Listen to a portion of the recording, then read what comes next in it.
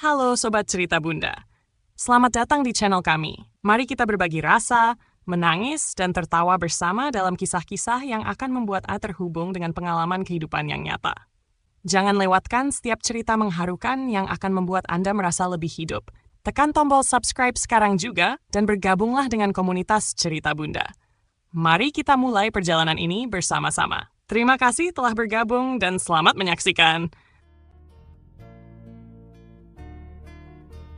Sudah 5 tahun Sherina hidup bersama Mas David sebagai suami istri. 5 tahun yang menurutnya cukup panjang untuk mengenal seseorang dan cukup dalam untuk membangun kepercayaan yang tak mudah digoyahkan. Ia percaya kesetiaan itu bukan sesuatu yang harus selalu diawasi, tapi sesuatu yang tumbuh seiring waktu dan perlakuan. Pagi itu seperti kebanyakan pagi lainnya, Sherina bangun lebih awal dari suaminya. Ia menyiapkan sarapan sederhana, roti panggang, telur rebus, dan segelas kopi hitam tanpa gula, kesukaan Mas David. Lalu ia duduk di meja makan, membuka laptopnya, mengecek laporan keuangan dari 3 klien yang menunggu analisa pajak mingguan. Sebagai konsultan pajak independen, ia tak terikat waktu kantor. Tapi profesionalitas membuatnya bekerja seperti jam kerja biasa. Mas David keluar dari kamar dengan rambut sedikit berantakan dan mata yang masih setengah tertutup. Ia tersenyum kecil, mencium kening Sherina seperti biasa, lalu duduk dan mengaduk kopinya. Tak ada yang aneh pagi itu. Tak ada isyarat bahwa kehidupan mereka sedang menuju ke jurang. Sherina pun tak pernah merasa perlu mencurigai apapun. Bukankah rumah tangga yang sehat adalah rumah tangga yang tak dipenuhi kecurigaan? Mas David baru pulang dari perjalanan bisnis ke Dubai 2 hari sebelumnya. Dan dalam seminggu ke depan, ia akan kembali terbang ke Paris untuk urusan kerjasama perusahaan perangkat lunak yang ia kelola. Sherina mengangguk saat Mas David menjelaskan panjang lebar soal pertemuan dengan investor Eropa. Ia bangga, bukan hanya karena suaminya sukses, tapi karena ia merasa bagian dari semua itu. Di balik layar, ia sering membantu menyusun laporan keuangan Mas David, membuatkan struktur pajak agar bisnisnya tetap aman dan legal. Ia bukan hanya seorang istri, tapi juga rekan kerja diam-diam.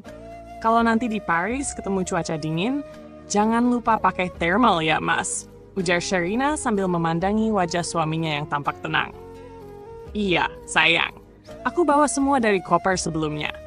Paris itu romantis tapi dingin, jawab Mas David santai. Ucapan itu membuat Sherina tersenyum. Ada sesuatu yang menyentuh di balik kalimat itu.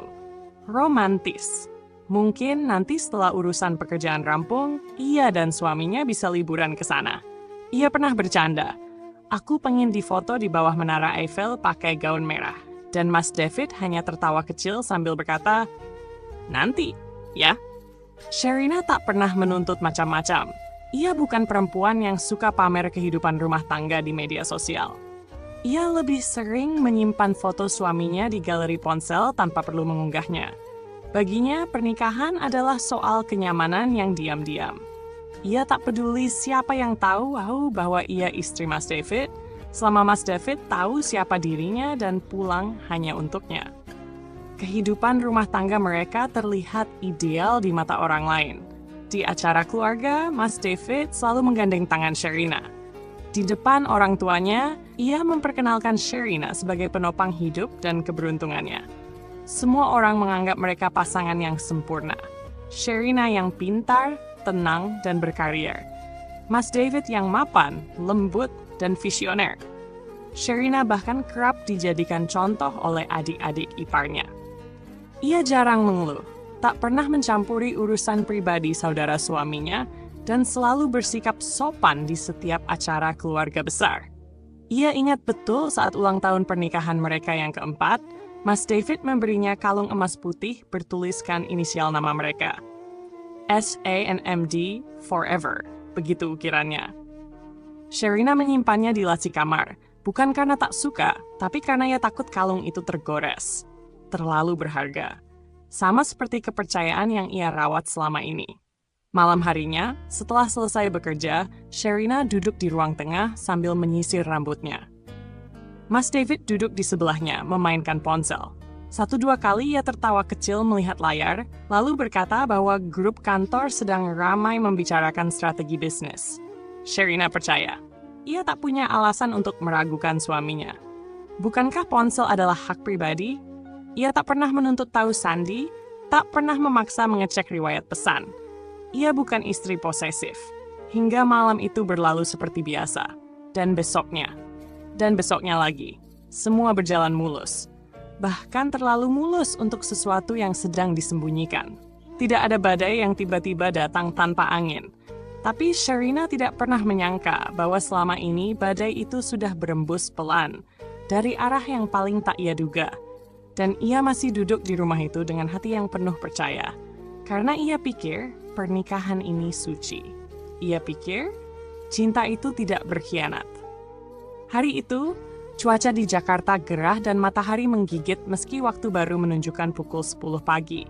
Sherina baru saja selesai mengisi laporan pajak dari klien besar yang berkaitan dengan properti dan lahan kosong di daerah BSD.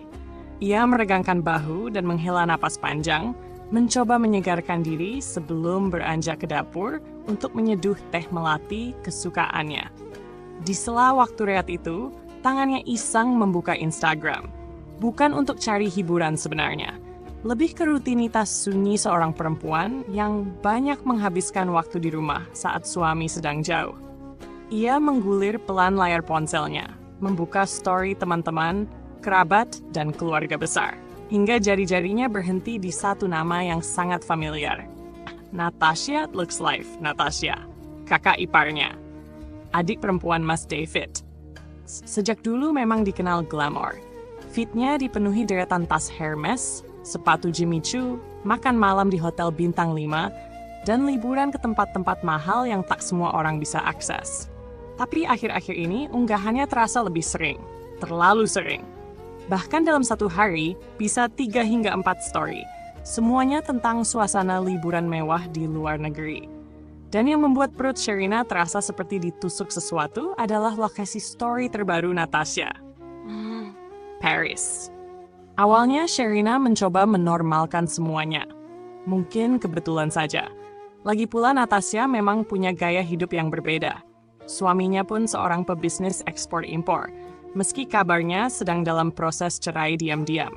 Sherina menelan ludah dan mencoba tak berpikir jauh. Namun batin seorang istri kadang tak bisa dibohongi. Pasalnya, Mas David juga sedang di Paris.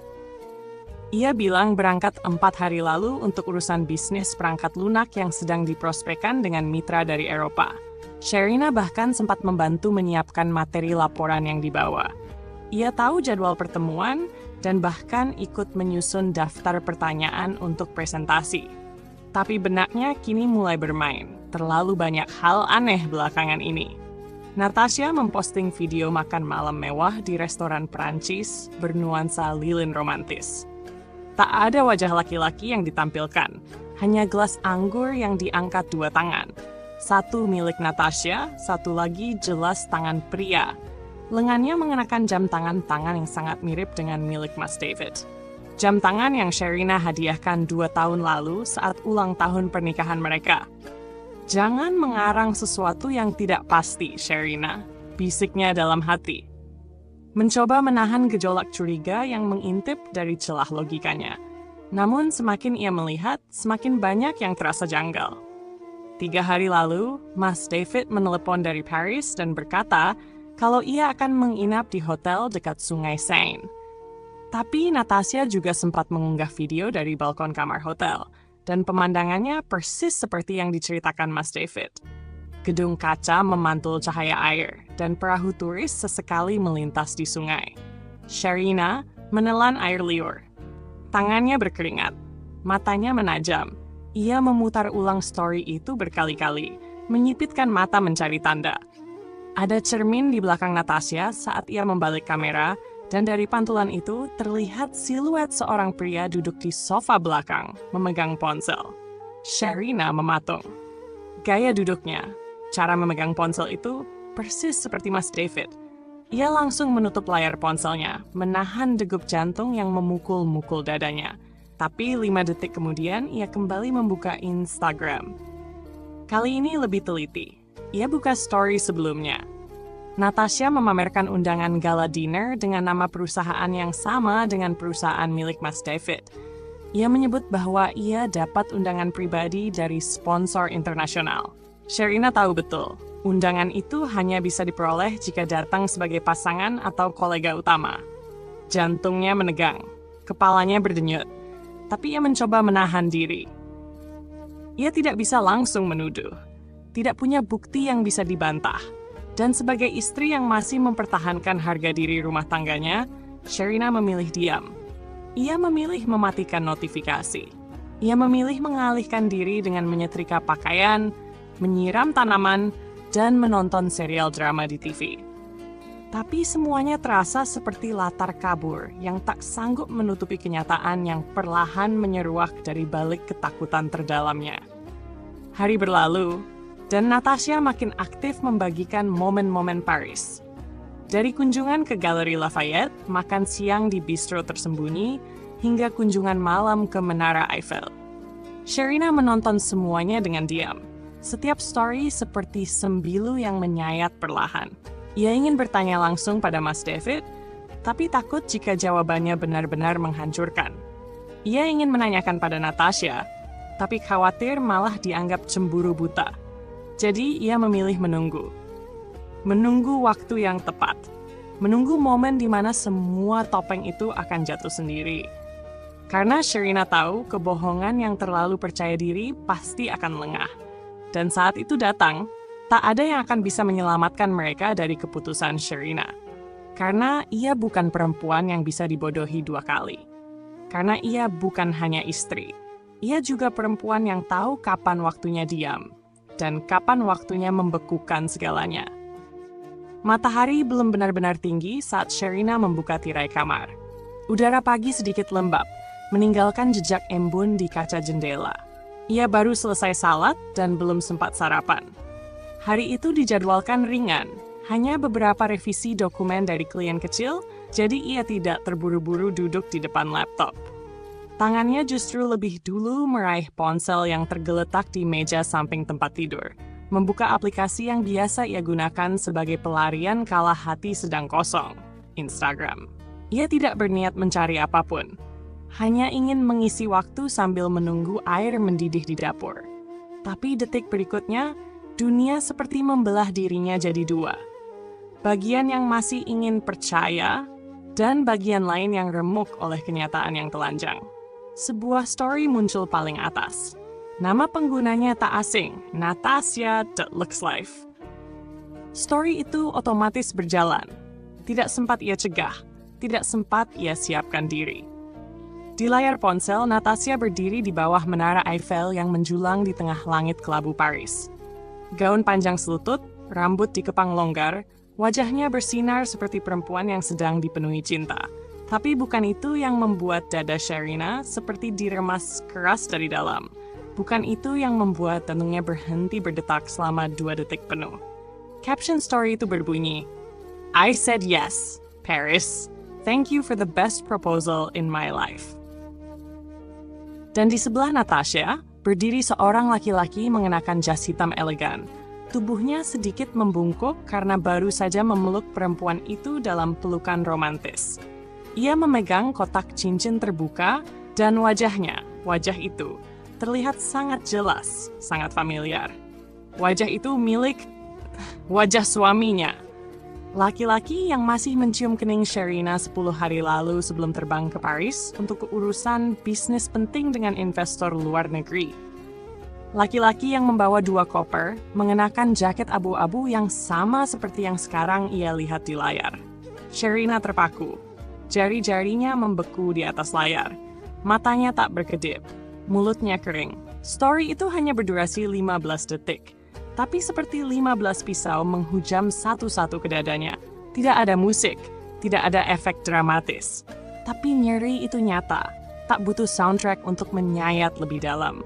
Ia memutar ulang. Sekali, 2 kali. Lalu ia menyimpan story itu. Tak peduli jika akan dianggap mengintai. Tak peduli kalau Natasha akan sadar, bukti ini terlalu penting.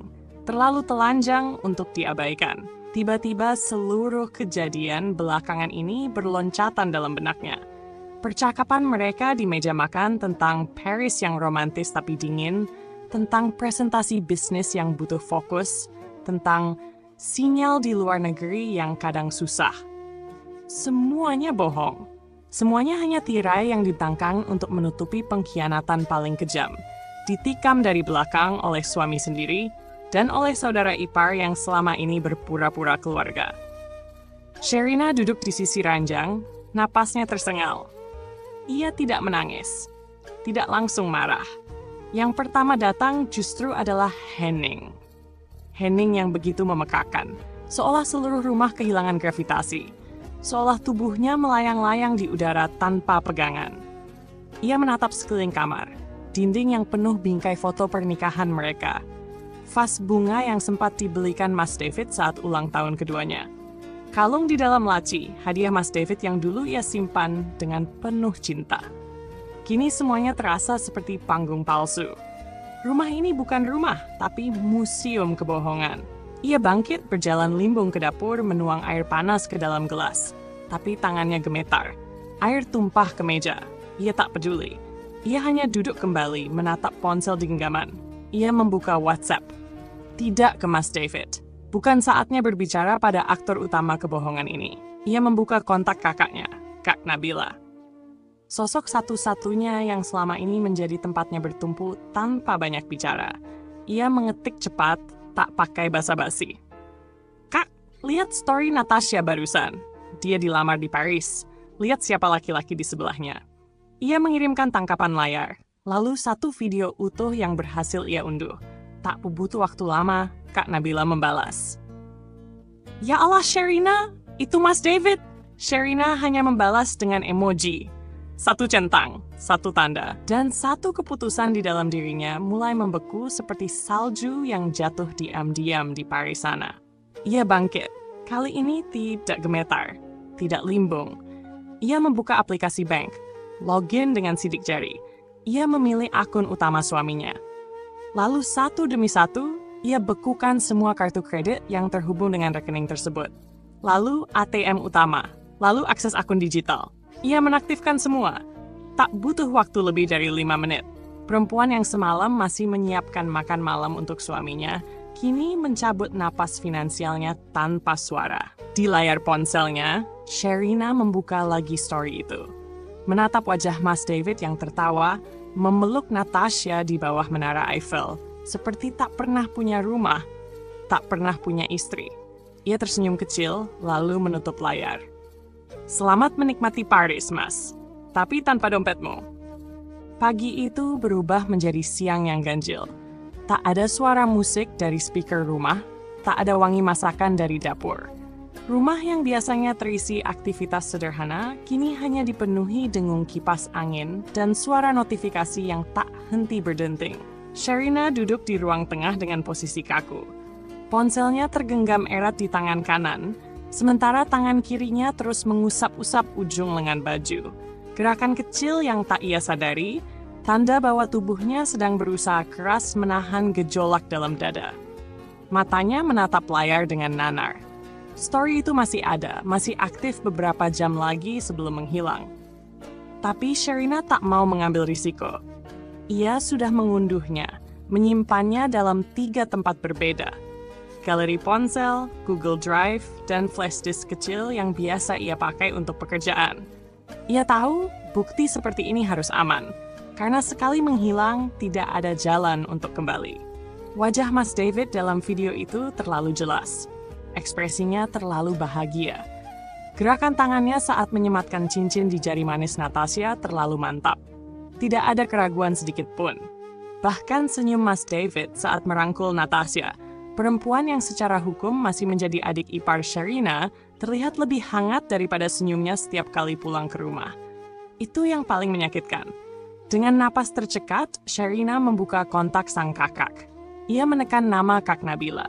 Tak butuh waktu lama untuk tersambung. Suara di seberang terdengar cerah seperti biasa. Halo, Dek. Ada apa? Tadi aku lihat WA-mu. Gimana? Namun suara Kak Nabila langsung berhenti saat mendengar isakan tertahan di ujung telepon. Sherina tak langsung bicara. Ia hanya menangis pelan. Suaranya pecah bukan karena lemahnya hati, tapi karena runtuhnya kepercayaan yang sudah ia rawat bertahun-tahun. Dek, hey Sherina, ada apa ini? Suara Kak Nabila berubah cemas. Dengan gemetar, Sherina menarik napas. Lalu dengan suara terputus-putus, ia menjelaskan. Tentang story. Tentang Natasha. Tentang Mas David. Tentang Menara Eiffel dan lamaran sialan itu. Tak lama kemudian, ia mengirimkan video yang sudah disimpan ke WhatsApp kakaknya. Butuh waktu beberapa detik sebelum balasan datang. Ya Allah, Dek, astagfirullah, itu benar-benar si Mas David? Sherina hanya membalas dengan emoji. Cukup mewakili hatinya yang tak mampu berkata-kata lagi. Ia tahu kakaknya tidak akan tinggal diam. Beberapa menit kemudian, mereka terhubung lewat panggilan video. Wajah Kak Nabila terlihat syok, matanya membelalak menatap layar dan tangannya menutup mulut. Gila, ini gila Dek, dia dilamar suamimu sendiri. Ini benar-benar gila. Aku bahkan gak bisa. Sudah Kak, aku gak mau menangis terus. Aku minta bantuan kakak. Kamu mau aku gimana Sherina? Mau kakak samperin mereka ke Paris sekarang? Sherina menggeleng, meski tahu tak bisa dilihat. Enggak usah. Kita bikin mereka ngerasain hidup tanpa uang. Aku mau Mas David dan Natasha kelaparan di Paris. Aku mau mereka tahu rasanya hidup tanpa sepeser pun. Tanpa akses, tanpa kartu, tanpa siapa-siapa. Kak Nabila terdiam sejenak, lalu mengangguk pelan. Kamu serius? Serius? Mulai sekarang? Detik ini, kakak tahu rekening Natasha kan? Yang selama ini dipakai buat shopping. Aku yang daftarin kartu dia. Kamu lupa? Aku punya akses semua akunnya. Bahkan dompet digitalnya pun masih connect ke email kakak. Lakukan kak. Tak sampai 10 menit, dua perempuan yang selama ini selalu dianggap lemah oleh orang-orang terdekat. Mulai bekerja dengan sistematis dan diam. Seperti operasi sunyi yang penuh kejelian, mereka berdua masuk ke sistem keuangan masing-masing pasangan. Sherina mengakses aplikasi bank, mulai dari rekening utama, kartu debit Mas David, hingga 2 kartu kredit yang selama ini dipakai untuk dinas luar. Semuanya ia bekukan satu persatu, tanpa sisa. Sementara Kak Nabila, yang dulunya adalah pemegang kendali keuangan saat Natasha menikah muda dengan suaminya dulu, masih menyimpan semua akses. Ia buka akun dengan tenang, mencabut semua izin pembayaran otomatis. Ia nonaktifkan dompet digital, putuskan hubungan akun belanja online, dan terakhir mengganti sandi utama NTI, sandi utama Eng, dan menghapus Natasha dari daftar pengguna. Di balik semua tindakan dingin itu, tak ada amarah yang meledak, tak ada teriakan, tak ada emosi yang diam, dan sistem berjalan, sunyi yang begitu elegan. Dan sesekali terdengar tawa kecil Sherina, tawa getir, namun penuh kekuatan. Ini bukan tentang balas dendam, ini tentang pengembalian martabat. Aku nggak akan bilang apa-apa ke mereka sekarang, ujar Sherina dengan suara pelan. Biar mereka tahu sendiri saat mau bayar hotel atau beli kopi di pinggir jalan. Biar mereka panik saat mesin kartu menolak transaksi. Biar mereka saling menyalahkan dan cari jawaban, tapi tak bisa temukan satupun. Aku bangga sama kamu, balas Kak Nabila. Kamu lebih kuat dari yang kamu pikir. Mereka menutup telepon setelah memastikan semua akses diblokir dan terlindungi. Tak ada jalan kembali. Tak ada tombol undo. Malam harinya, Sherina mematikan semua notifikasi. Ia rebahkan tubuh di ranjang yang masih hangat dari kenangan. Tapi matanya tidak menitikkan air mata. Ia justru tidur dengan tenang untuk pertama kalinya sejak melihat story sialan itu. Karena besok pagi akan ada 2 orang yang bangun di Paris dan menyadari satu hal. Mereka telah dilamar di kota cinta, tapi mereka akan pulang sebagai gelandangan. Pagi itu, udara Paris sedang sejuk-sejuknya. Embusan angin membawa aroma roti mentega dari kedai di tikungan Rue de Montessuie. Di sebuah kamar hotel bintang 5 yang jendelanya menghadap Menara Eiffel, Natasha baru saja bangun dari tidur panjang. Ia menggeliat manja di ranjang putih dengan selimut bulu angsa yang lembut, lalu menoleh ke sisi tempat tidur. Mas David masih terlelap, wajahnya tenang, seakan dunia ini tak menyimpan satupun dosa. Natasha tersenyum kecil, puas. Ia bangun perlahan, meraih ponsel, dan membuka Instagram. Story tentang lamaran tadi malam telah ditonton ribuan orang. Emoji tangis haru, love, dan selamat membanjiri kolom pesan masuk. Ia merasa seperti seorang selebriti. Di Paris, dilamar pria tampan, mengenakan gaun impian, cincin berlian di jari manis, ia pikir hidupnya telah lengkap. Di luar jendela, langit cerah. Menara Eiffel berdiri gagah seolah menyaksikan cerita cinta dua orang yang penuh kebohongan. Sementara itu di Jakarta, Sherina bangun lebih awal. Ia duduk di ruang kerja kecilnya, mengenakan piyama panjang dan syal di bahu, dengan segelas kopi hitam dingin yang bahkan belum disentuh. Wajahnya dingin, matanya sembab tapi tegas. Di depannya terbuka laptop dan ponsel yang siap menjalankan satu tujuan pasti, menghapus Mas David dari semua kenyamanan finansial yang selama ini ia nikmati dengan mudah. Tanpa ragu, Sherina masuk ke aplikasi bank. Ia mengecek transaksi terakhir. Dan benar saja, transaksi kartu kredit Mas David menunjukkan pembelian perhiasan senilai selebih 450 euro dari sebuah butik eksklusif di Champs-Élysées. Sherina tak menggertakkan gigi, tak mencaci. Ia hanya tersenyum kecil. Cincin lamaran itu ternyata memang dibeli pakai kartu keluarga mereka. Pakai uang yang berasal dari rekening bersama yang selama ini ia sisihkan dengan sabar. Ia menekan menu blokir kartu kredit. Satu kali klik, sistem meminta konfirmasi. Ia tekan, ya. Berikutnya kartu debit, ya. Lalu akses mobil banking, putuskan. Lalu dompet digital yang terhubung dengan kartu bisnis Mas David. Nonaktifkan. Butuh waktu kurang dari 5 menit dan seluruh akses Mas David terhadap uang, kredit, dan sumber keuangan utama lumpuh total. Seperti mematikan aliran oksigen, tapi tanpa bunyi. Tak berhenti di situ, Sherina juga membuka daftar layanan langganan. Hotel tempat menginap mereka ternyata dibayar melalui akun bisnis atas nama Sherina, yang dahulu digunakan sebagai backup billing. Ia menekan tombol batalkan pembayaran otomatis. Selesai. Di waktu yang hampir bersamaan, Kak Nabila di apartemennya sibuk dengan laptop dan dokumen. Ia lebih senior dalam urusan keuangan. Sebagai mantan pengelola bisnis keluarga yang kini diserahkan pada adik iparnya, Natasha, semua akses tetap dalam genggamannya. Ia hanya tinggal masuk ke panel administrasi dan menghapus satu nama. Natasha kini tak lagi tercatat sebagai pengguna utama rekening. Semua saldo dialihkan ke rekening cadangan. Semua dompet digital diblokir. Dan kartu kredit yang selama ini ia pakai untuk belanja mewah, bahkan membayar dinner semalam, sudah tak berlaku. Kak Nabila juga menghubungi customer service satu persatu. Ia minta agar Natasha tak bisa lagi login ke aplikasi investasi, layanan booking, dan bahkan kartu loyalty maskapai penerbangan. Pukul 10 pagi waktu Jakarta, misi selesai. Sementara itu di Paris, pukul 5 pagi, Mas David bangun dan merasa lapar. Ia berjalan ke kulkas minibar, mengambil air, lalu mengajak Natasha turun sarapan lebih awal. Mereka berdua turun ke restoran hotel mengenakan pakaian santai, penuh percaya diri. Natasha bahkan memamerkan cincin barunya pada pelayan yang menyambut dengan senyum sopan. Mereka duduk, memesan 2 set menu continental breakfast dan segelas mimosa untuk merayakan pagi yang katanya indah. Tapi semuanya mulai berubah saat pelayan datang kembali dengan wajah canggung. "Maaf tuan, kartu Anda tidak dapat digunakan. Kami sudah mencoba 2 kali. Mas David terdiam sejenak lalu mengeluarkan kartu lain. Dicoba lagi. Maaf, kartu ini juga ditolak, Tuan.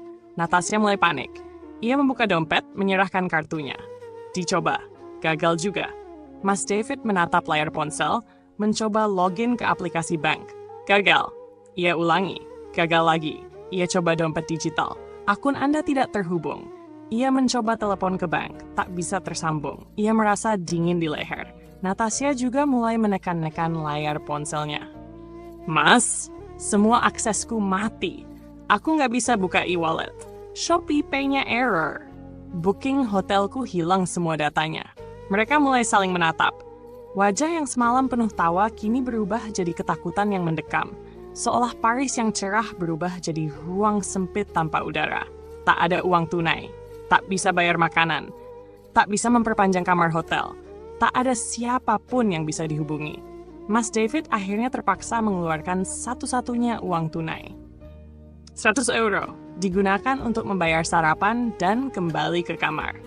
Tapi mereka tahu sisa hari-hari di Paris tak akan semanis kemarin. Dan di Jakarta, Sherina menutup laptopnya. Ia berdiri, berjalan ke cermin menatap wajahnya sendiri. Paris bukan tempat lamaran paling romantis, tapi mungkin tempat terbaik untuk jadi pengingat bahwa siapa yang bermain kotor akan merasakan dinginnya pengkhianatan dalam bentuk paling nyata. Ia mengambil napas dalam. Pagi itu, ia kembali ke mejanya, bekerja seperti biasa, tanpa beban. Karena mereka kini sedang belajar hidup, tanpa dompet, tanpa rasa malu, dan tanpa jalan pulang. Langit Paris tampak cerah, tapi suasana di kamar Sri 204 Hotel Wah Le Pont d'Amour justru gelap. Mas David berdiri mematung di depan jendela. Matanya kosong menatap lanskap kota yang sebelumnya terasa agung, kini seperti penjara besar tanpa pintu keluar. Di baliknya, Natasha duduk di tepi ranjang. Rambutnya acak-acakan. Make up sisa malam lamaran yang tak sempat dibersihkan masih menempel di wajah. Cincin berlian yang tadi malam dipamerkan ke seluruh dunia kini terasa seperti beban yang menusuk jari. Mereka diam. Tak ada lagi kalimat manis, tak ada lagi panggilan sayang. Hanya ada kegugupan dan kemarahan yang menumpuk di udara. Semalam mereka bertahan dengan menyisakan sisa uang tunai yang terselip di dompet Mas David. 100 euro yang kini tinggal 2 lembar lusuh. Sarapan pagi tadi sudah menghabiskan setengahnya. Dan sore itu saat mereka mencoba kembali ke meja resepsionis untuk memperpanjang masa tinggal, petugas hotel tersenyum canggung dan berkata dalam bahasa Inggris yang lembut namun tegas, "Maaf tuan, semua metode pembayaran Anda gagal. Kami tak bisa memberikan perpanjangan tanpa jaminan." Mas David mencoba menjelaskan, mengatakan bahwa ini hanya kesalahan sistem bank, tapi resepsionis tetap tenang. "You have until 6 p.m. to check out." Ucapan itu seperti palu menghantam palang pintu terakhir kenyamanan mereka. Natasha nyaris menangis di tempat, tapi gengsi menahannya. Ia masih mengenakan coat bulu palsu warna krem, sepatu hak tinggi yang mulai terasa menyiksa, dan tas LV yang sekarang tak lebih dari kantong kulit tak berguna. Setelah mengemasi koper dan barang seadanya, mereka turun ke lobi. Awalnya mereka duduk di sofa panjang, berpura-pura seperti tamu yang sedang menunggu kendaraan penjemput. Tapi menit berganti jam, dan staf hotel mulai melirik dengan gelisah. 1-2 orang mulai berbisik. Para tamu yang baru datang menatap mereka dengan pandangan bingung, melihat sepasang pria wanita berdandan elegan tapi tanpa arah. Matahari mulai turun ketika mereka berjalan keluar hotel, menarik koper di atas trotoar yang berbatu. Paris yang dulu terasa romantis, kini seperti kota asing yang dingin, kejam, dan terlalu jujur menunjukkan bahwa mereka bukan siapa-siapa. "Gimana ini, Mas? Kamu masih bisa hubungi orang bank, kan?" Tanya Natasha dengan suara tajam, matanya merah karena takut. Mas David menatap ponselnya. Sinyal seluler sudah mati sejak kemarin. Paket roamingnya tidak aktif, dan pulsa habis. Internet hanya bisa didapat jika mereka tersambung ke Wi-Fi publik. Ia coba masuk ke aplikasi bank, masih gagal. Coba mengakses dompet digital, akun diblokir. Coba buka email untuk meminta bantuan admin kantornya, akses ditolak. Semuanya ditutup. Ini kayak sabotas, gumam Mas David lirih. "Sabotas dari siapa? Dari Sherina? Mas, serius? Istrimu?" Suara Natasha meninggi. Mas David menatapnya dengan mata merah. Dia punya semua akses itu. Rekening bisnis, kartu utama, bahkan akun langganan hotel. Kalau dia benar-benar tahu, kalau dia sudah lihat story kamu, ya ini pasti perbuatannya. Natasha memukul dahi dengan telapak tangan. "Astaga! Aku lupa atur privasi storyku." Mereka duduk di bangku taman di tepi Seine. Koper ditaruh di samping. Punggung mereka mulai pegal karena duduk terlalu lama di udara terbuka. Malam mulai turun. Suhu merosot. Natasha menggigil pelan. Jaket mahal yang ia kenakan tak cukup menahan dingin musim semi Paris yang berubah cepat. "Mas, kita kemana habis ini? Kita bisa tidur di bandara?" bisik Natasha. "Bandara? Tiket pulang saja belum kita beli. Akun kita semua terkunci. Aku nggak punya uang cash lagi, Tasya." "Terus, mau minta tolong ke siapa?" Natasha terisak. "Malu, Mas. Aku nggak punya siapa-siapa di sini. Aku juga bisa minta kakak Nabila. Dia pasti udah tahu." Mas David menunduk. Napasnya berat. Rasa malu bercampur hancur menumpuk di tenggorokan. Ia ingin menelpon Sherina, tapi gengsinya menolak. Ia tahu satu-satunya cara mereka keluar dari situasi ini adalah mengemis. Tapi bahkan untuk itu, mereka terlalu terhormat dalam kebohongan. Malam itu, mereka pindah ke stasiun metro. Duduk di bangku kayu sambil pura-pura menunggu kereta. Setiap petugas lewat, mereka menegakkan badan, seolah sedang bepergian. Tapi tubuh letih mereka mulai bicara jujur. Rambut Natasha mulai kusut, lipstik memudar, dan Mas David, yang biasa rapih dengan setelan jas, kini duduk dengan mantel lecek dan sepatu kotor. Ponsel mereka kehabisan baterai. Wifi tidak tersedia di tempat itu. Mereka kini benar-benar terputus dari dunia. Paris tetap indah di mata para turis, tetap memukau di lensa kamera para pengantin baru yang merayakan cinta.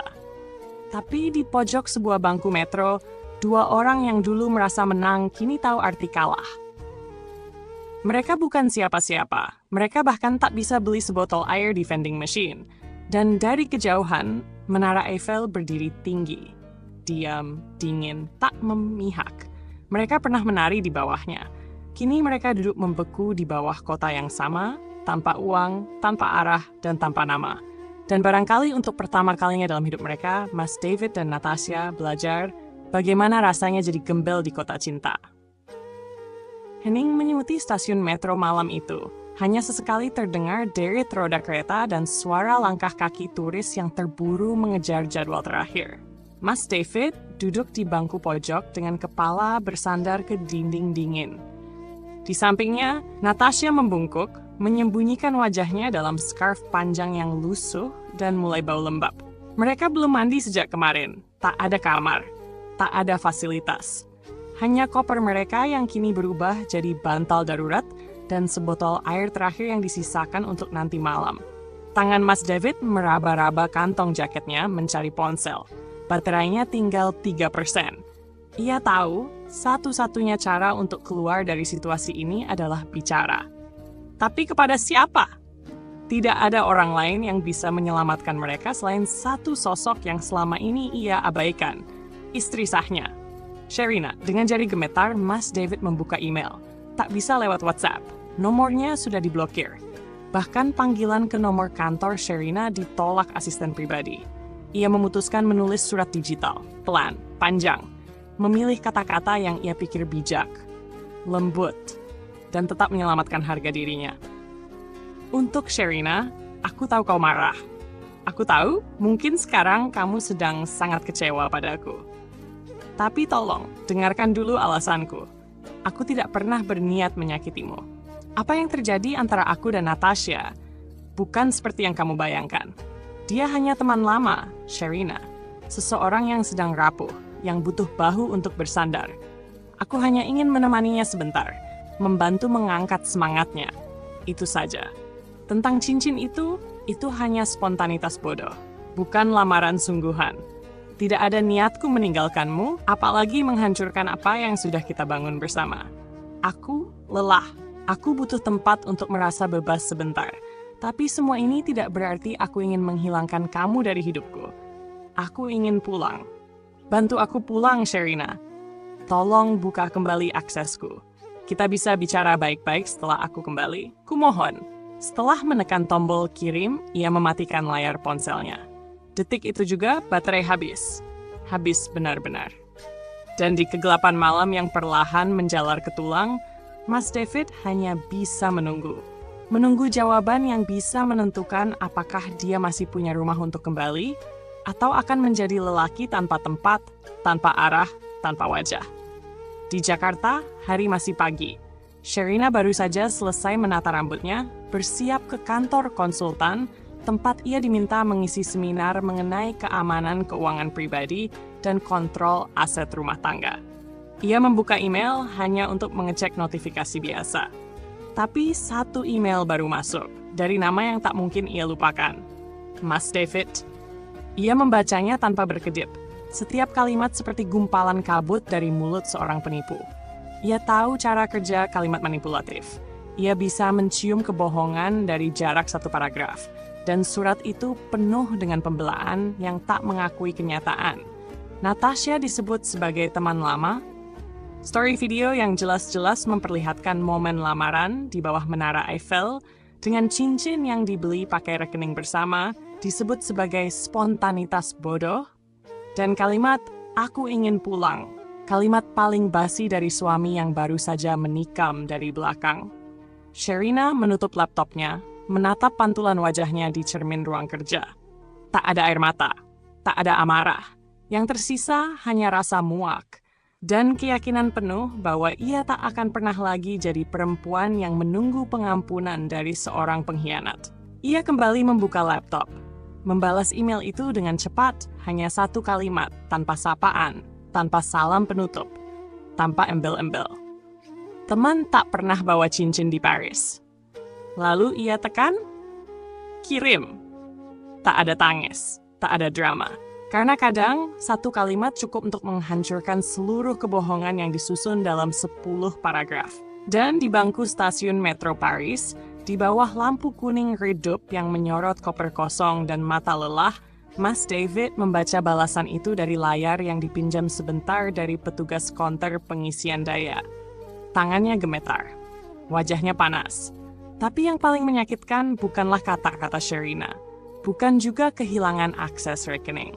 Yang paling menghantam adalah kesadaran bahwa Sherina tak lagi memohon, tak lagi marah, tak lagi terluka. Dia sudah selesai. Dan orang seperti Sherina, kalau sudah selesai, tak akan kembali. Pagi itu, matahari naik pelan di balik jendela ruang makan keluarga besar. Suasana rumah orang tua Mas David di kawasan elit Cipete awalnya tenang seperti biasa, hingga suasana berubah saat handphone Bu Retno, ibu Mas David, berdering dengan nada cepat dari grup keluarga besar. "Bu, ini serius? Sherina beneran dijiniin sama David dan Natasha?" tanya Tante Murni dari seberang meja, sambil menunjukkan layar ponsel yang menampilkan screenshot story Natasha di Paris, lengkap dengan caption yang menyakitkan. "I said yes! Paris, thank you for the best proposal in my life." Bu Retno menatap layar ponsel itu dalam-dalam, lalu menoleh pada suaminya yang tengah memegang koran. Wajah Pak Surya menegang. Mereka berdua memang sempat menegur Sherina beberapa hari lalu, saat Mas David mendadak memutus kontak dan kabur ke luar negeri. Mereka sempat menyindir bahwa istri yang baik seharusnya menjaga suami, bukan membiarkan dia lari ke perempuan lain.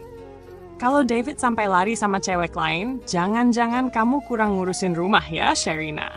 Ucapan Bu Retno waktu itu masih bergema di kepala Sherina. Dan pagi ini, semua itu dibalikkan dengan satu story berdurasi 15 detik yang menyayat semua kehormatan mereka. Tak lama setelah grup keluarga heboh, Sherina datang ke rumah itu. Tidak sendiri. Ia ditemani Kak Nabila dan ayah ibunya. Kali ini, ia tidak datang sebagai menantu yang ingin menjelaskan diri. Ia datang sebagai perempuan yang sudah terlalu lama diam dan kini memutuskan untuk bicara dengan kepala tegak. Ia duduk di ruang tengah, menatap langsung wajah kedua mertuanya yang terlihat bingung, kaku, dan tak bisa menyembunyikan rasa malu yang tiba-tiba menampar dari segala arah. Sherina tak menunduk. Tak menangis, ia hanya mengeluarkan ponselnya, membuka folder bukti, dan menunjukkan story Natasha di bawah Menara Eiffel. Lalu, rekaman pembelian cincin di butik Champs-Élysées yang ditagihkan ke rekening keluarga. Lalu email manipulatif Mas David. Lalu balasan satu kalimatnya sendiri. Bu Retno tak bisa berkata apa-apa. Bibirnya bergetar. Tangannya ingin menepis ponsel Sherina, tapi tak punya tenaga. Pak Surya yang biasanya dingin dan penuh wibawa, kali ini hanya mampu menggeleng pelan. "Kami nggak tahu, Sherina. Kami nggak tahu ini separah ini. gumamnya pelan. Justru karena itu, saya datang ke sini. Supaya tahu, jawab Sherina dengan suara tegas. Saya bukan perempuan yang cari perhatian. Saya diam 5 tahun karena saya percaya. Tapi sekarang, saya tidak lagi ingin bertahan atas nama keluarga jika keluarga justru menutup mata pada kenyataan. Suara ruang itu hening. Sangat hening. Hanya detak jam dinding yang terdengar. Kak Nabila yang berdiri di samping adiknya membuka suara. Dan satu hal lagi, Pupa, Natasha itu adik saya.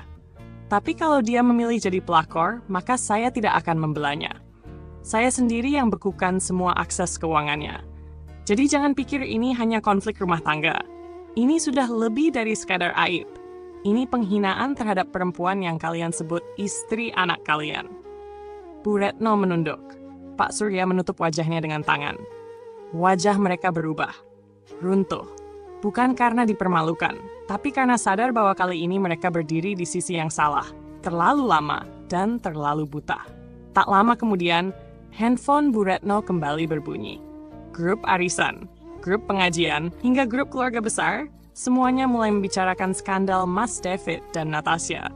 Orang-orang sudah tahu. Tidak ada lagi yang bisa disangkal. Semuanya terang. Dan di tengah keterkejutan keluarga Mas David, keluarga Sherina berdiri tegak. Ayahnya duduk tenang di samping putrinya, menatap lurus ke arah Pak Surya. Ibunya menggenggam tangan Sherina, seolah berkata, "Kamu tidak sendiri lagi." Kak Nabila bahkan bersedia jadi saksi dalam proses hukum jika diperlukan. Untuk pertama kalinya dalam hidupnya, Sherina merasa dikelilingi orang-orang yang tak hanya berdiri bersamanya, tapi siap melindunginya. Ia tidak perlu lagi membela diri di tengah tuduhan. Ia tidak lagi menahan air mata di balik pintu kamar. Ia tidak perlu lagi menjelaskan siapa dirinya dan mengapa ia layak dihormati. Kali ini, dunia tahu siapa yang bersalah.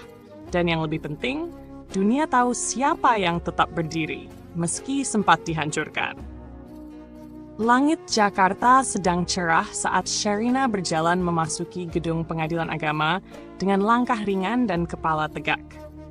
Di tangannya tergenggam map kulit coklat yang telah disusun rapi sejak semalam. Isinya bukan sekadar lembaran kertas, tapi simbol keputusan yang tak lagi bisa dibalikkan. Gugatan cerai. Tertulis jelas nama pihak tergugat, David Anugrah Santoso. Tak ada air mata, tak ada tanya, tak ada keraguan di setiap langkahnya. Hanya ada satu hal yang ia bawa, kejelasan bahwa mempertahankan sesuatu yang sudah mati hanya akan membuat dirinya ikut membusuk. Sore sebelumnya, ia duduk sendiri di meja kerja di rumah yang dulu dibangun dari tabungan bersama. Ia menatap dinding kosong di depannya sambil mengingat semua hal yang pernah ia toleransi. Kelelahan, kesepian, penantian. Ia ingat malam-malam panjang menunggu panggilan video dari Mas David yang tak pernah datang. Ia ingat ulang tahun ketiga pernikahan mereka saat suaminya lupa dan hanya mengirim pesan singkat. Ia ingat segalanya. Tapi semua itu kini hanya serpihan kecil di belakang layar keputusan besar yang akhirnya ia buat hari itu. Sherina tahu, Mas David mungkin akan kembali. Mungkin akan mencoba menyusun kata maaf lain, membawa koper penuh janji dan air muka penuh sesal. Tapi ia tak akan menunggu. Hidup bukan panggung sandiwara dengan adegan pengulangan. Setelah menyerahkan berkas ke petugas meja administrasi, Sherina berjalan keluar menatap langit dan menghela napas dalam. Bukan napas lelah, tapi napas bebas. Kali ini, untuk pertama kalinya sejak lama, paru-parunya terasa penuh. Ia tak lagi memanggul nama lelaki yang mengkhianatinya. Langkah berikutnya adalah menyelesaikan hal yang tak kalah penting. Aset. Bukan demi balas dendam, tapi demi keadilan. Semua yang selama ini mereka bangun, dari kantor kecil di tahun kedua pernikahan, hingga cabang perusahaan teknologi finansial yang baru saja berdiri tahun lalu, sebagian besar dikembangkan dari ide dan kerja Sherina. Ia yang menyusun struktur pajak, ia yang menjadi konsultan keuangan diam-diam, bahkan banyak investor mempercayai perusahaan itu karena presentasi dan laporan yang ia susun. Namun, selama ini, semua aset dicatat atas nama Mas David. Demi kepraktisan, demi kepercayaan, Demi kesatuan rumah tangga, kata mereka. Tapi hari ini, Sherina belajar bahwa kepercayaan tanpa perlindungan adalah kebodohan. Dengan bantuan pengacara senior yang juga temannya sejak kuliah, Sherina mengajukan peralihan kepemilikan terhadap beberapa aset dan saham perusahaan yang bisa dibuktikan berasal dari modal pribadinya. Ia membawa bukti transfer awal, dokumen rapat, notulen perjanjian, hingga email-email yang menyebut dirinya sebagai penyusun rencana bisnis. Semua disiapkan dengan presisi. Semua disodorkan dengan tegas. Tak butuh waktu lama, pihak pengadilan memutuskan adanya hak separuh dari seluruh bisnis yang dibangun dalam masa pernikahan.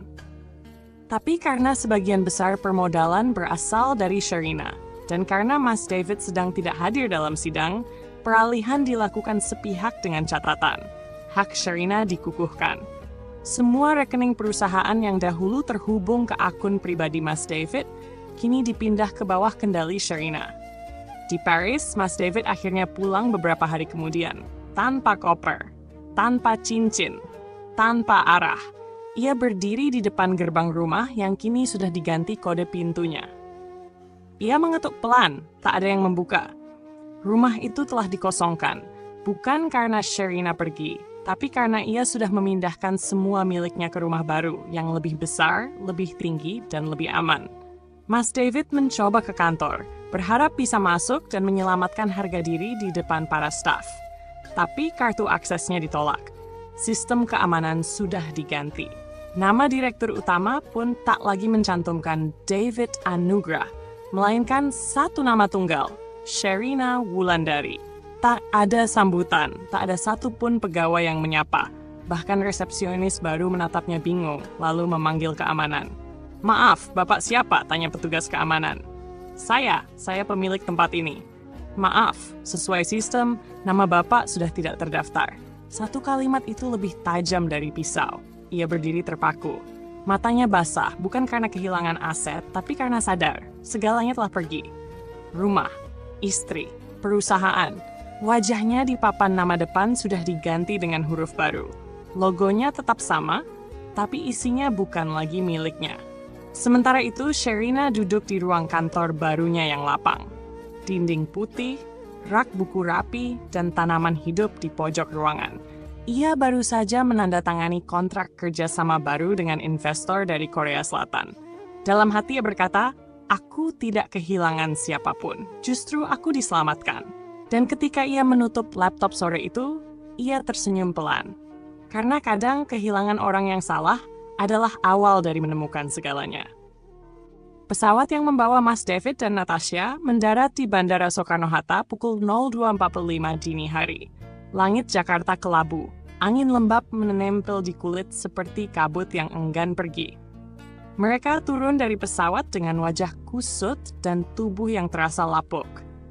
5 hari di Paris tanpa arah, tanpa uang, dan tanpa nama telah mengikis apapun yang tersisa dari martabat mereka. Di sepanjang lorong imigrasi, mereka berjalan pelan. Tak ada koper mahal, hanya ransel kecil yang mereka pinjam dari petugas kebersihan hostel tempat terakhir mereka menginap. Natasha tak lagi berdandan. Rambutnya diikat seadanya. Sepatunya basah oleh hujan semalam di Paris. Mas David tak mengenakan jaket lagi. Ia kehilangan semuanya.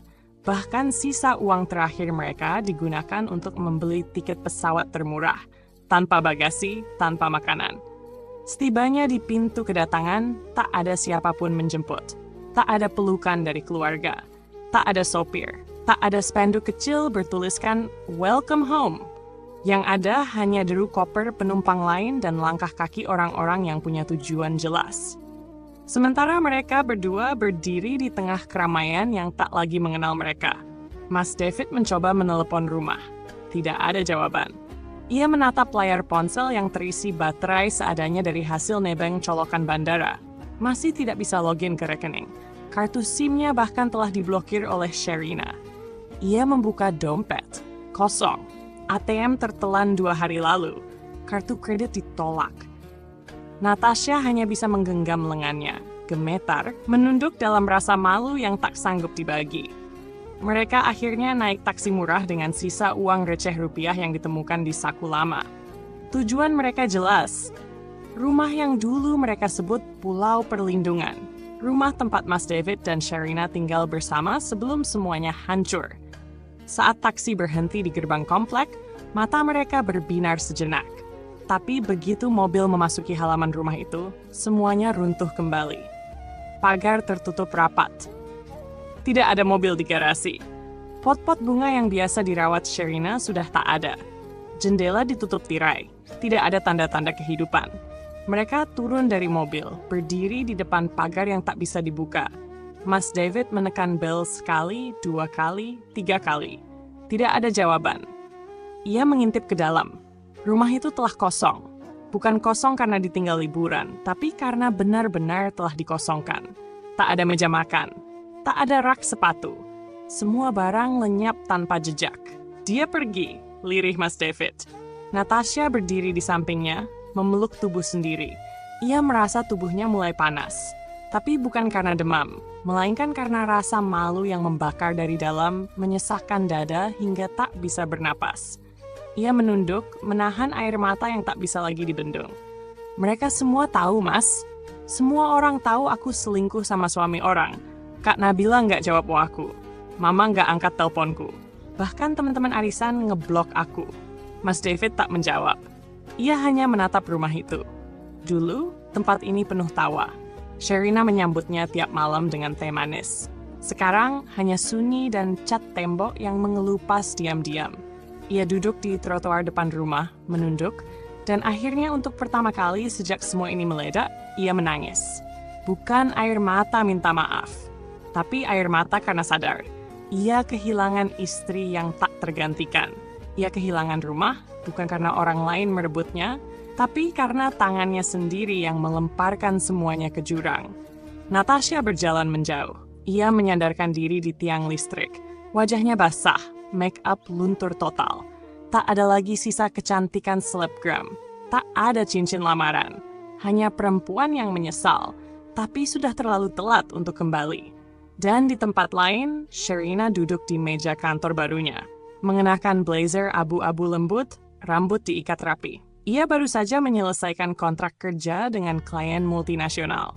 Ketika asistennya berkata bahwa ada seseorang yang mengaku sebagai Mas David mencoba bertemu di bawah, Sharina hanya tersenyum pelan. Bilang saja saya sedang tidak menerima tamu. Dan sampaikan, saya bukan siapa-siapa lagi untuknya. Ia kembali ke layar laptopnya, menyentuh touchpad dan menatap dokumen keuangan dengan kepala tenang. Tak ada satupun bagian dari dirinya yang menoleh ke belakang. Karena semua yang di belakang sudah ditinggalkan untuk alasan yang sangat jelas. Pengkhianatan tak perlu tempat dalam hidup yang layak diperjuangkan. Gedung kaca 5 lantai di jantung kawasan bisnis Jakarta itu baru diresmikan sebulan lalu. Tertulis di atas pintu masuknya, Wulandari & Partners, Financial and Marital Recovery Consulting. Banyak yang tidak tahu bahwa nama di balik perusahaan itu adalah seorang perempuan yang dulu sempat dicibir, dituduh tak bisa menjaga suami, dan ditinggalkan dalam diam di tengah rumah tangga yang ia bangun sepenuh hati. Sharina berjalan melewati koridor lantai 3 dengan langkah tenang. Di sisi kiri, meja-meja staf yang sibuk mengetik, menjawab telepon, dan mencetak laporan untuk klien yang datang dari berbagai kota. Di sisi kanan, ruangan terapi kecil dengan sofa empuk dan suasana hangat, tempat para istri duduk menangis, lalu pulang dengan rencana baru untuk hidup mereka. Semua ruangan itu, semua sistem, semua gagasan, berasal dari luka yang dipelajari Sharina, lalu diubah menjadi pijakan.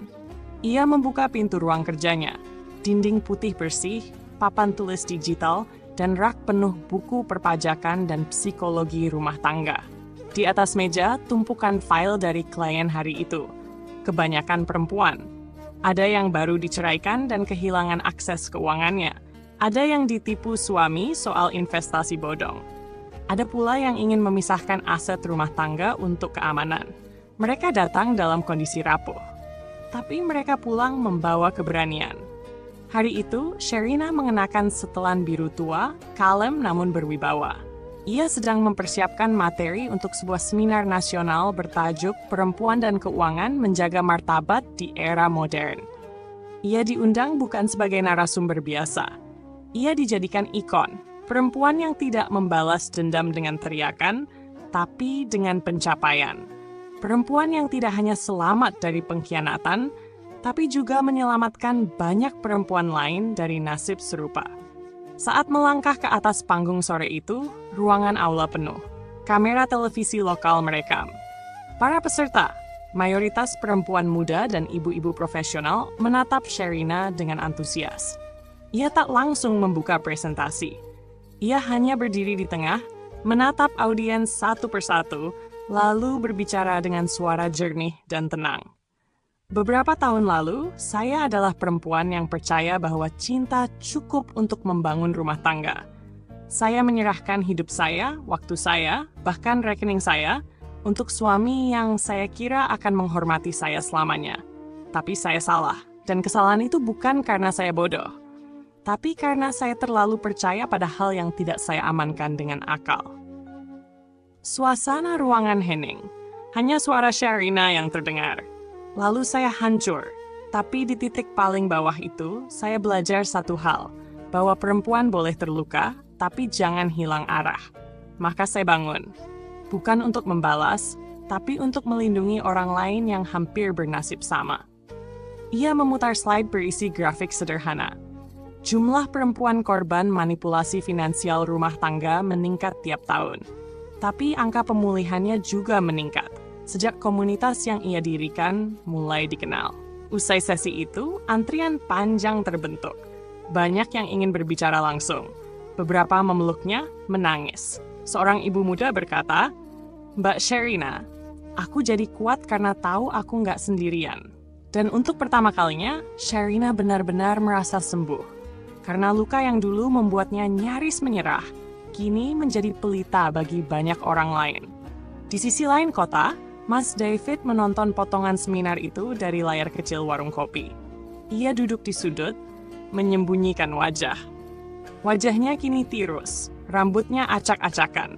Ia sudah kehilangan akses pada perusahaan, keluarga, bahkan Natasha yang kini pergi tanpa pamit. Hidupnya menyempit. Dan dari layar itu, ia melihat mantan istrinya, perempuan yang dulu ia remehkan, berdiri dengan cahaya yang tak bisa dipadamkan. Ia menunduk.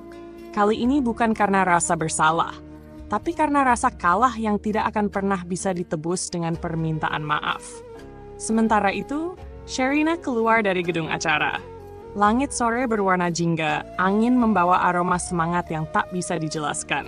Ia berjalan ke arah mobilnya, dikawal dua staf muda yang menenteng dokumen dan laptop. Dan saat ia menatap ke depan, ia tahu, jalannya masih panjang. Tapi langkahnya tak akan pernah mundur lagi, karena dari luka itu lahirlah sebuah panggilan, dan ia menjawabnya bukan dengan teriak, tapi dengan keberhasilan. Matahari sore menelusup hangat ke sela-sela tirai balkon rumah 3 lantai di kawasan Menteng. Angin berembus pelan, membawa aroma lavender dari pot-pot tanaman yang ditata rapi di sisi kanan dan kiri teras. Sherina duduk di sana, mengenakan daster satin warna krem pucat, rambutnya digulung longgar, wajahnya bersih tanpa riasan. Tapi auranya tenang, lebih terang dari siapapun yang pernah mengkhianatinya. Di meja kecil bundar di hadapannya, sebuah amplop putih bersampul emas tergeletak anggun. Undangan reuni keluarga besar Santoso. Acara tahunan yang dulunya selalu ia hadiri dengan rasa sungkan dan penuh tekanan. Acara yang dulu membuatnya menunduk tiap kali keluarga Mas David membandingkan dirinya dengan perempuan lain. Lebih muda, lebih cantik, lebih penurut. Tapi sore ini, undangan itu tak lagi membuatnya ingin menolak. Ia menatapnya lama, lalu tersenyum kecil. Bukan senyum kemenangan, tapi senyum seorang perempuan yang sudah tidak perlu menjelaskan siapa dirinya. Ia akan hadir, bukan untuk pamer, bukan untuk menunjukkan siapa yang lebih baik, tapi untuk memperlihatkan dengan diam dan wibawa bahwa wanita yang disakiti bukan berarti wanita yang kalah. Saat hari reuni tiba, Sherina datang sendiri, mengenakan dress panjang hijau sage yang jatuh anggun di tubuhnya. Rambut disanggul rapi, sepatu hak rendah, dan hanya sepasang anting mutiara kecil menghiasi telinganya.